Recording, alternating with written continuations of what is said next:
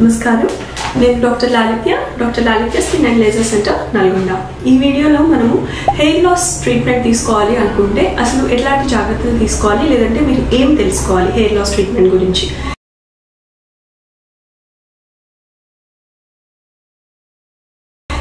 Every patient అందరూ ఒకలాగా కాదు, అంటే హెయిర్ లాస్ ఉన్న ప్రతి ఒక్కళ్ళకి ఒకే విధమైన ట్రీట్మెంట్ అనేది ఉండదు. హెయిర్ లాస్ ఎంత మేరకు ఉంది అనేది ఒకసారి చెక్ చేసుకోవాలి. And in case nutrition problem ఉందా లేదా అనేది కూడా చూసుకోవాలి. న్యూట్రిషన్ ప్రాబ్లం ఉంటే న్యూట్రిషన్ ప్రాబ్లమ్స్ని కరెక్ట్ చేసుకోవాలి. అండ్ హెయిర్ లాస్ ట్రీట్మెంట్ తీసుకుంటున్న టైంలో మనము ఎట్లాంటి ఎక్స్పెక్టేషన్స్ పెట్టుకోవాలి, అంటే అన్రియలిస్టిక్ ఎక్స్పెక్టేషన్స్ పెట్టుకుంటే మాత్రం డిసప్పాయింట్ అయ్యే అవకాశం ఎక్కువగా ఉంటుంది. కానీ మనకి ఉన్న hair loss first hair fall అనేది కంట్రోల్ అవ్వేటట్టు చూసుకోవాలన్నమాట. సో ఫస్ట్ హెయిర్ థిన్నింగ్ అవుతుంది అంటే మనకి హెయిర్ లాస్లో మనకి చాలా టైప్స్ ఉంటాయి. సో ఆ టైప్స్లో కొన్నిసార్లు ఓన్లీ హెయిర్ ఫాల్ అనేది మాత్రమే ఎక్స్పీరియన్స్ అవుతారు కొంతమంది హెయిర్ థిన్నింగ్ కూడా ఉంటుంది. సో హెయిర్ థిన్నింగ్ అంటే ఇప్పుడు ఫీమేల్ ప్యాటర్న్ హెయిర్ లాస్ కానీ మేల్ ప్యాటర్న్ హెయిర్ లాస్ కానీ ఉంటుంది.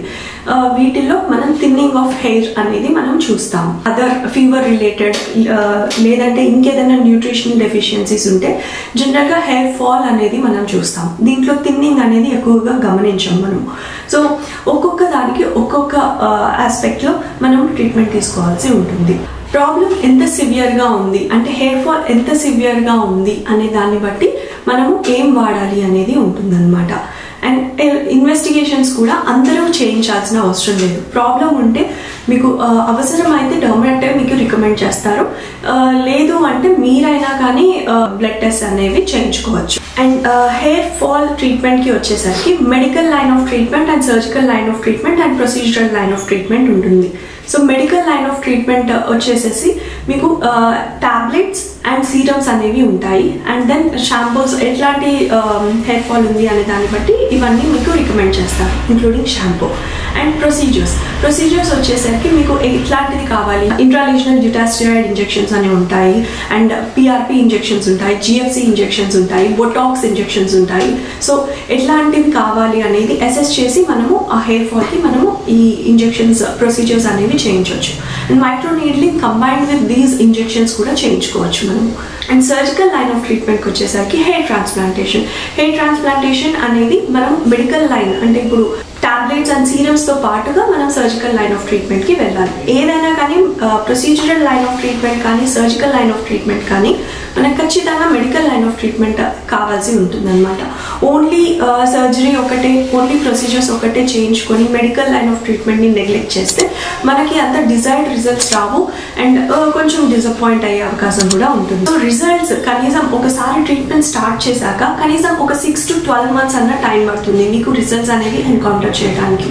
అండ్ ఫస్ట్ అంటే హెయిర్ ఫాల్ కంట్రోల్ అయిన తర్వాతనే మీకు హెయిర్ రీగ్రోత్ అనేది చూస్తాము. అండ్ హెయిర్ రీగ్రోత్కి సపరేట్గా ఉంటుంది, హెయిర్ ఫాల్ అనేది సపరేట్గా ఉంటుంది. సో మీకు ఫస్ట్ హెయిర్ ఫాల్, సపోజ్ మీకు హెయిర్ ఫాల్ గ్రేడింగ్ స్కేల్ ఉంటుంది. ఆ గ్రేడింగ్ స్కేల్ ద్వారా మీకు ఎంత మోతాదులో జుట్టు అనేది రాలుతుందో దాన్ని బట్టి అసెస్ చేసుకుంటూ కమింగ్ డేస్లో అంటే రానుగా ఎంత తగ్గుతుంది అనేది అసెస్ చేస్తారు. హెయిర్ ఫాల్ అనేది ఇంప్రూవ్మెంట్ ఉంది అంటే మాత్రం మీరు బెటర్ ఆ ట్రీట్మెంట్ని కంటిన్యూ చేస్తే బాగుంటుంది. చాలా కొంతమందికి ఎన్ని రకాల ట్రీట్మెంట్ స్టార్ట్ చేసినా కానీ కొన్నిసార్లు నాన్ రెస్పాండర్స్ అని ఉంటారు, అంటే ఏ ట్రీట్మెంట్కైనా కానీ రెస్పాన్స్ ఇవ్వని వాళ్ళు ఉంటారు. సో ఎందుకు రెస్పాన్స్ ఇవ్వట్లేదు అనే దానికి కూడా ఒకసారి చెక్ చేసి మనం ట్రీట్మెంట్ స్టార్ట్ చేయించుకుంటే మంచిదన్నమాట.